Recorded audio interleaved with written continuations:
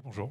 Bonjour, je m'appelle Satine et c'était pour rebondir sur ce que Maxime avait dit et ce que vous avez dit dernièrement. Je me demandais, est-ce que vous êtes inspiré de certains éléments de votre vie pour l'écriture de votre roman ou votre BD? Merci.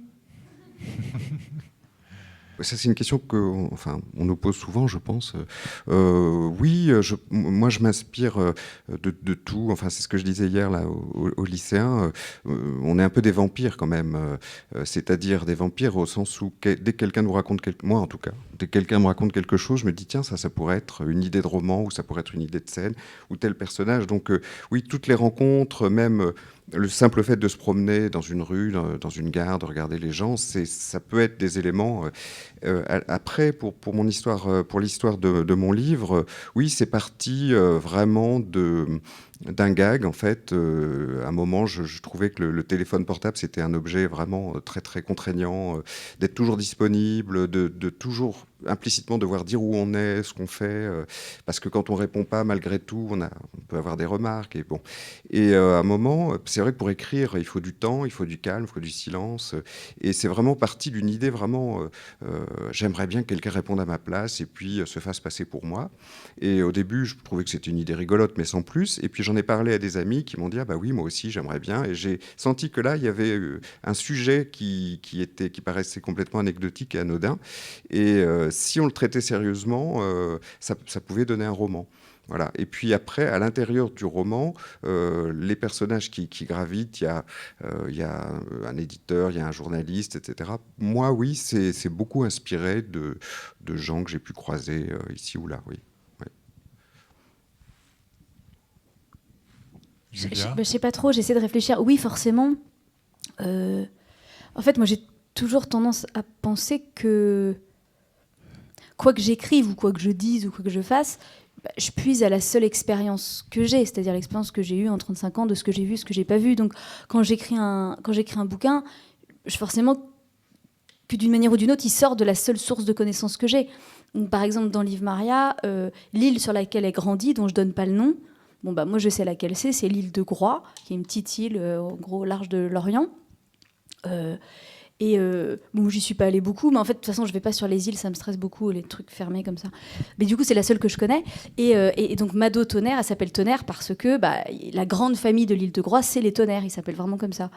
Je me demande si ça n'a pas un rapport avec les thons, d'ailleurs, parce que c'est des grands pêcheurs de thons et des fois les trucs. Enfin bref.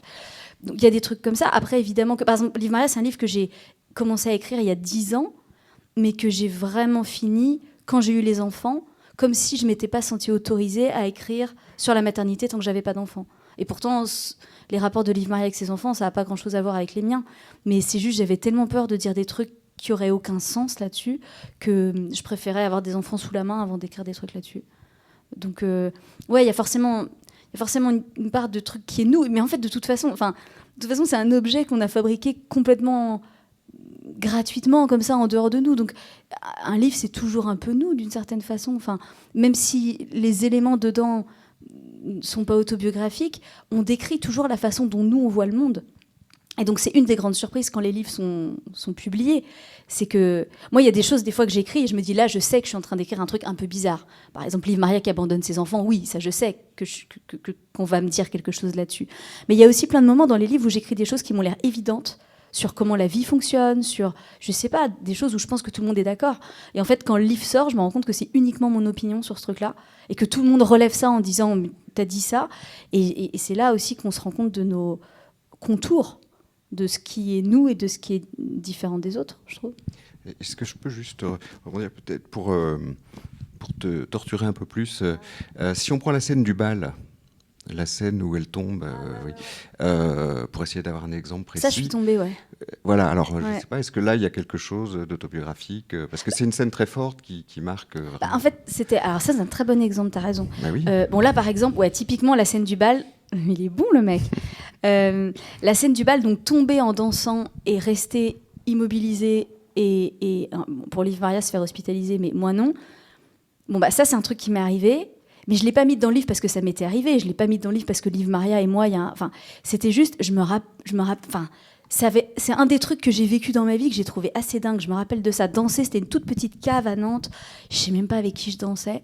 Et puis tout d'un coup, le garçon avec qui je dansais a vraiment eu l'air d'oublier complètement mon existence. Et donc, je sais pas, il devait me porter. Enfin, il m'a lâché. Il était très grand. Et je suis tombée. Et je me rappelle de ça, être allongée sur le dos, avoir horriblement mal. Et le sol en béton. Et me demander si s'était passé un truc grave. Puis tous les visages autour. Ouais, et donc, sur le mot, je me suis relevée, je suis repartie faire autre chose, c'était pas très grave, l'engueuler en l'occurrence, je pense. Mais c'était une scène. Alors de temps en temps, quand on a un coup de bol et qu'une scène nous arrive, si on arrive ensuite à l'écrire, parce que c'est aussi ça, c'est toute cette histoire sur comment est-ce qu'on représente la réalité dans la fiction. Un des bons exemples, je trouve, mais je sais jamais qui a dit ça, donc j'ai honte quand j'en parle, c'est si vous prenez un bout de bois et que vous le trempez dans l'eau, il aura l'air tordu. Ça a un effet visuel avec la flotte, je ne sais pas comment ça marche. Mais donc, si vous voulez mettre un bâton dans l'eau et qu'il soit droit, en fait, il faut mettre un bâton tordu dans l'eau et comme ça... Bon.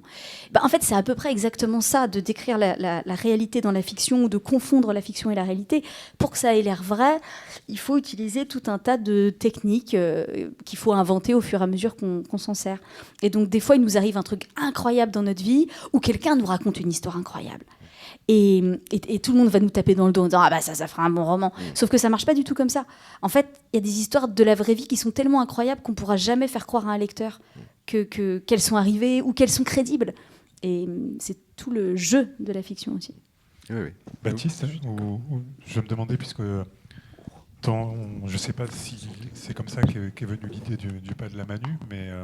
il y a une part de réel, puisque ça vient de témoignages, d'expériences des ouvriers qui ont bossé dans cette manufacture d'armes. Donc toi, comment est-ce que le réel est à la base de l'idée du livre, et peut-être quelle dose de fiction tu as intégré aussi par rapport au... Ouais. Du coup, j'avais vraiment moi beaucoup de matière à la base, parce que j'avais beaucoup de témoignages, et en plus c'était des amis à mes grands-parents qui étaient déjà un peu des conteurs. Donc c'était l'occasion qu'ils se retrouvent. Donc il avait préparé une anecdote et il avait écrit sous forme de blague presque, tu vois, de trucs. Donc j'avais déjà en fait un premier filtre qui était lui, la façon dont il avait raconté ses histoires. Donc j'avais déjà en fait toute cette matière qui en soi était bien. Et après je me suis rappelé d'un de mes profs qui disait surtout ne tombez pas dans l'anecdote. Ne pas tomber dans l'anecdote. Et du coup, c'était mon problème avec tous ces témoignages. C'est que si jamais je fais une suite de témoignages, ça devient hyper relou. Alors, du coup, j'ai vraiment utilisé la fiction pour lier un peu tout ça. Et rien de mieux qu'une sorte de personnage vide, un peu comme Tintin. Tu vois, un personnage complètement hilar, un peu débile. Et au début, je voulais un personnage comme ça. Et après, je me suis dit, non, mais quand même, c'est un peu chiant. Du coup, je vais lui faire que ce soit ce personnage qui fasse le point A à B. Et du coup, il a son secret, il a son on va dire son fil conducteur. Et après, dessous, et progressivement, je peux faire entrer des histoires qu'on m'a racontées. Et c'est marrant parce que je voulais faire le livre pour une anecdote qu'on m'a racontée et que finalement, que j'aimais à fond. Et à la fin, il n'est pas dans le livre finalement. C'est dommage. Et j'avais fait vraiment, c'était le premier truc, j'en parlais, je disais, je vais ouvrir là-dessus, ça va être une scène trop bien. Et au final, elle correspondait pas à mon histoire. À un moment, on se fait embarquer. Surtout que moi, j'improvise au fur et à mesure. Et du coup, ça... Et après, s'il y a une partie de moi dans le truc, c'est dans le dessin. Puisque forcément, des fois, on cherche des poses. Donc, on leur dit pas loin, on a photo bouffe. Donc, on se prend en photo. Mais je dois avoir au moins 4000 photos de moi avec des poses très étranges. Ou d'autres gens. Genre, vas-y, ouvre un truc avec... ouais, et hop, tu fais une photo. Juste pour voir comment En général, ils sont frustrés. En général, je fais une photo de ma copine qui ouvre ou qui tape sur un truc et après, ça devient un gros bonhomme, tu vois. Du coup, elle me dit quoi ? Non, mais c'est pas du tout moi. Et c'est pour voir comment réagit la lumière ou des choses comme ça. Mais il y a mon éditeur qui est arrivé et qui m'a dit mais c'est tes mains. Oui. Et j'avais pas remarqué, mais en fait, c'est toujours sur mes mains que je dessine forcément parce qu'elles sont vachement près. Mais après, la représentation est différente, je pense. Ça a un peu à voir avec les gens qui écrivent. Ça doit être encore plus difficile pour les gens qui écrivent. Parce que nous, on a le dessin, donc on donne vite des contours et on utilise des choses réelles. Mais ça doit être plus difficile pour un roman. Enfin, moi, je suis fasciné par les gens qui écrivent des romans, voilà, je le dis. Non, mais moi, je voulais être dessinateur de BD, donc et je suis jaloux. Oui. Laurent, cette question du réel, ça se passe en Lorraine, où tu es né. il y a une dimension très présente quand même aussi de la réalité Ouais, sociale dans ton livre. Est-ce que c'est aussi une région évident que déjà ça dans laquelle, enfin, la région dans laquelle se situe l'action, c'est pas du tout. Bon, certes, elle est en Lorraine, mais c'est pas du tout là où j'ai habité. Donc, de toute façon, il y avait quand même cette distance par rapport à ce que j'écrivais. Non, une anecdote assez amusante, c'est que justement l'équipe de réalisation qui veut faire le projet en audiovisuel m'a demandé mais où est-ce qu'on peut retrouver ce café là dans lequel à un moment il y a cette scène entre Jérémy et le père. Je dis mais il n'existe pas ce café. Enfin, je veux dire, à la limite vous allez pouvoir le trouver, je pense. Enfin, en cherchant un petit peu, en vadrouillant dans la région, vous allez en trouver. Vous allez d'ailleurs peut-être le trouver dans Baru, dans les bandes dessinées de Baru. Il existe certainement ce café, mais il n'existe pas en vrai. Et c'est ça aussi qui est vachement intéressant, c'est de se dire à un moment de construire quelque chose qui est presque peut-être plus réel que le réel, quoi. Enfin, c'est ça qui est marrant. Et j'en reviens à ce que tu disais, toi, sur le déclencheur. Des fois, il faut, des fois le déclencheur pour écrire, ça peut être quelque chose d'assez anecdotique, mais qui va nous donner envie d'y aller pour plusieurs mois, de se lancer dans un projet. Et effectivement, d'ailleurs, peut-être que ce déclencheur, in fine, il sera même pas dans le livre, mais c'est ce qui nous aura motivé à un moment donné pour partir dans l'aventure, quoi. Et ça, c'est un des trucs que je trouve qu'on apprend en faisant des bouquins et qu'il faut apprendre. C'est que c'est pas notre première idée qui est la bonne, pas nécessairement. En fait, ce que tu racontes, c'est d'avoir eu envie de faire tout un livre à cause d'une anecdote et d'avoir quand même, à force de travail, être arrivé à un endroit où tu te dis non, en fait, mon livre ne contient pas cette anecdote, même si je l'adore, elle n'est pas au bon endroit là-dedans et donc je la retire. Ça a l'air con, mais en fait, ça a dû te prendre du temps, toi-même, d'admettre que tu allais l'enlever, de reconsidérer le regard que tu avais sur ton livre. Enfin, quand on commence un projet pour un truc comme ça... Ouais, mais non, c'est vraiment un oubli. Hein. Genre, Par je voulais exemple, faire ça. Hier, pardon, excuse-moi, je te coupe. Hier, au repas, on se racontait. Par exemple, j'ai une scène, moi, j'ai absolument envie de la mettre dans un livre, mais bon, je la mettrai peut-être pas. C'est une scène qui se passe dans une classe où ils ont une mascotte, c'est un petit lapin qui se balade, un lapin vivant qui se balade, et en fin d'après-midi, la prof de maths, elle a des stilettos très très pointus, et par un moment d'inattention, elle crunch le lapin. Bon, c'est une scène, j'ai énormément envie de l'écrire. Bon, mais je pense que la raison me fera un jour dire, et ça me démarrera peut-être un livre, et grâce à ça, quoi, je veux dire, et je vais avoir envie d'écrire ce livre. Puis finalement, peut-être que la scène, je l'enlèverai. Mais vous voyez, vous devez avoir des petits déclencheurs comme ça parfois pour démarrer un bouquin. Bonjour. Bonjour. Je m'appelle Juliette. J'ai une question assez banale, mais combien de temps ça vous a pris pour écrire vos livres ? Et aussi, est-ce que c'était en une seule fois ou vous avez fait des pauses de 2 ans, 3 ans, 10 ans ? J'écris pas mal de livres pour la jeunesse, donc ça c'était mon activité peut-être principale. Et le livre adulte, il s'est étalé sur à peu près 2 ans, avec des pauses, oui, comme tu dis, le temps d'abord que je sois sûr que j'allais écrire ça. Et si je rassemble tous les moments au cours desquels j'ai travaillé dessus, ça serait pas tant que ça, mais ça s'est oui, étalé sur 2 ans, voilà, avec toujours l'idée que j'essaie de défendre, que moi j'écris quand j'écris pas, quoi, quand je fais autre chose, voilà. Donc 2 ans, disons. Moi, Livre Maria, j'ai commencé à écrire une première version de ce que ça allait être en 2012. J'ai commencé à avoir cette idée, et alors c'est un peu ce qu'on disait sur les choses qui étaient à l'origine d'un livre et puis qui ont disparu. Au début, ça se passait en Alaska, et donc le livre s'appelait Alaska. Et pendant des années, il s'est appelé comme ça sur mon ordinateur. Et puis bon, maintenant, vous avez bien vu, il n'y a pas un seul morceau qui a à voir avec l'Alaska dans tout le bouquin. Donc en 2012, j'ai commencé à bricoler le truc, mais pour moi, c'était un sujet un peu cheap. En fait, j'avais l'habitude d'écrire des livres qui n'avaient pas vraiment d'arguments. Et donc là, tout d'un coup, de savoir ce qui allait se passer, d'avoir ce secret au cœur du livre, je me disais que j'étais en train de faire un bouquin commercial. Et donc du coup, je n'arrivais pas vraiment à travailler dessus.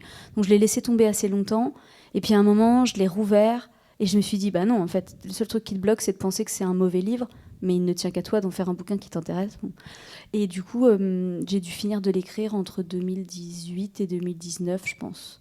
Donc effectivement, comme dit Luc, il y a tout le temps de réflexion entre les deux, les moments où je rouvre le document et je remets 2-3 trucs dedans, je le relis, je réfléchis, puis pendant ce temps-là, il y a d'autres livres qui s'écrivent, donc écrire d'autres livres me fait penser à celui-là. Il y a des livres qu'on lit, qui nourrissent. Mais après, le temps d'écriture vraiment active, ouais, 1 an et demi, je pense. Et puis, il y a des idées qui arrivent d'un seul coup aussi. Tout d'un coup, alors qu'on croyait vraiment être dans le bouquin, que ça allait bien, tout d'un coup, il y a une idée qui va remettre, enfin pour moi en tout cas, qui va remettre en question plein de choses. Et en même temps, on sent qu'il faut qu'elle y soit, cette idée-là. Qu'en fait, on la devinait, on la trouvait pas. Et puis ça y est, elle est trouvée, mais ça va obliger à réécrire 3 ou 4 chapitres ou à en supprimer quelques-uns, à en ajouter d'autres. Donc c'est très, très erratique, très curieux la façon dont ça progresse, un livre. C'est pas enfin, pour moi, c'est pas du tout linéaire. C'est quelque chose qui est arrivé sur le répondeur, ça, par exemple? Ah oui, oui. Ça m'arrive beaucoup sous la douche, en fait, des idées. Je vous le dis. Tu chantes pas? Aussi, oui. Ouais.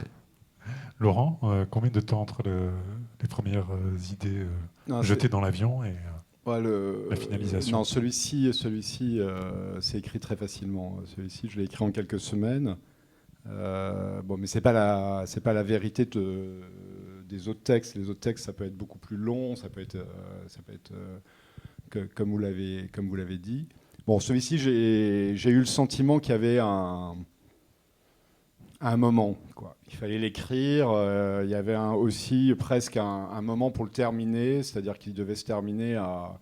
C'est ma femme qui me relit, c'est ma première lectrice, donc, et elle me lit très très mal pendant toute l'année, parce qu'elle s'endort sur mes textes, et c'est très très vexant. Donc le seul moment où elle ne s'endort pas sur mes textes, c'est pendant ses vacances, bon, où là elle est un peu plus réveillée, et voilà, donc il fallait que je termine le livre avant la fin des vacances. Donc j'avais un deadline pour sortir le bouquin.